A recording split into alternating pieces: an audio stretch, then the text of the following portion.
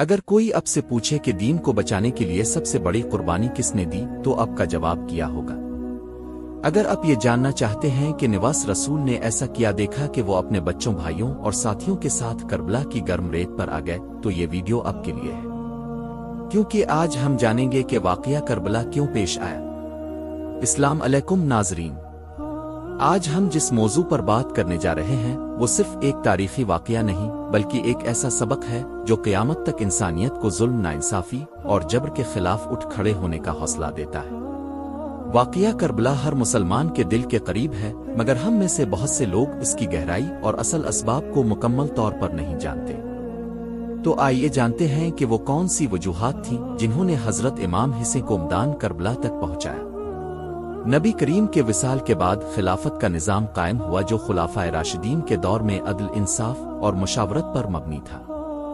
لیکن وقت کے ساتھ جب خلافت ملوکیت یعنی بادشاہت میں تبدیل ہونے لگی تو اسلام کا اصل چہرہ دھندلا پڑنے لگا۔ حضرت معاویہ کے بعد جب ان کے بیٹے یزید کو خلیفہ بنایا گیا تو امت مسلمہ میں اختلاف پیدا ہوا۔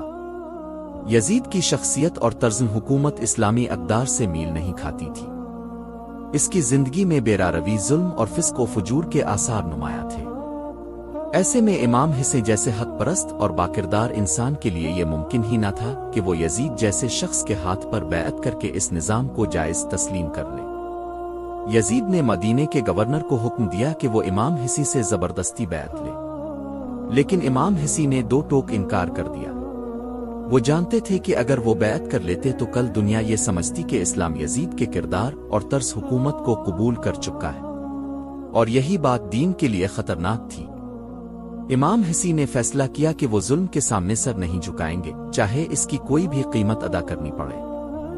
اس دوران کوفہ کے لوگوں نے امام حسین کو خطوط بھیجے اور انہیں پیشکش کی کہ وہ آئیں اور کوفہ میں ان کی امامت قبول کریں۔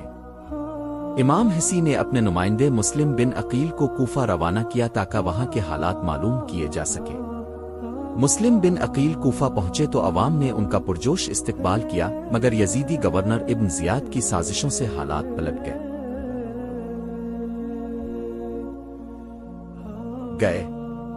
مسلم بن عقیل کو شہید کر دیا گیا اور امام حسین کو اطلاع ملی کہ کوفہ اب غیر محفوظ ہے، مگر وہ سفر پر نکل چکے تھے۔ جب امام حسین اور ان کے اہل بیت کربلا کے مقام پر پہنچے تو انہیں روک دیا گیا۔ نہ صرف یہ کہ ان کے قافلے کا راستہ بند کر دیا گیا بلکہ ان پر پانی بھی بند کر دیا گیا۔ عورتیں، بچے، بیمار سب پیاس سے تڑپنے لگے، مگر یزیدی لشکر نے رحم نہ کیا۔ یہ جنگ کسی حکومت زمین کے لیے نہ تھی، یہ جنگ حق اور باطل کے درمیان تھی۔ امام حسین جانتے تھے کہ وہ تعداد میں کم ہیں، مگر وہ یہ بھی جانتے تھے کہ ان کا مقصد بڑا ہے، دین محمدی کو بچانا۔ 10 محرم 61 ہجری کا دن آیا جسے آج ہم یوم عاشورہ کہتے ہیں۔ اس دن تاریخ نے وہ منظر دیکھا جو رہتی دنیا تک یاد رکھا جائے گا۔ امام حسین نے ایک ایک کر کے اپنے اہل خانہ کو قربان ہوتے دیکھا، اپنے بھائی، بھتیجے، جوان بیٹے اور 6 ماہ کے علی اصغر تک کو، لیکن ان کی زبان سے ایک بار بھی شکو نہ نکلا۔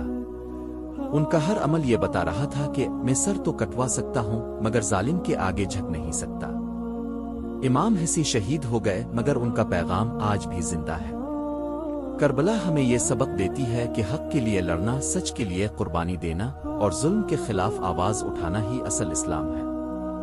امام حسین کی شہادت صرف اہل تشیع کا ماتم نہیں بلکہ تمام امت مسلمہ کا فخر ہے۔ یہ قربانی ہمیں دعوت دیتی ہے کہ ہم اپنے ارد گرد کے یزیدوں کو پہچانیں اور حسین کے راستے پر چلتے ہوئے حق کا ساتھ دیں، چاہے اس میں کتنی ہی تکلیف کیوں نہ ہو۔ اگر آپ کو یہ ویڈیو معلوماتی اور دل کو چھو لینے والی لگی ہو تو لائک کا بٹن دبائیں، اپنے دوستوں کے ساتھ شیئر کریں اور ہمارے چینل کو سبسکرائب کریں تاکہ ہم مزید ایسے اہم اسلامی موضوعات پر آپ کے لیے ویڈیوز لاتے رہیں۔ کمنٹس میں ہمیں ضرور بتائیں کہ آپ کو امام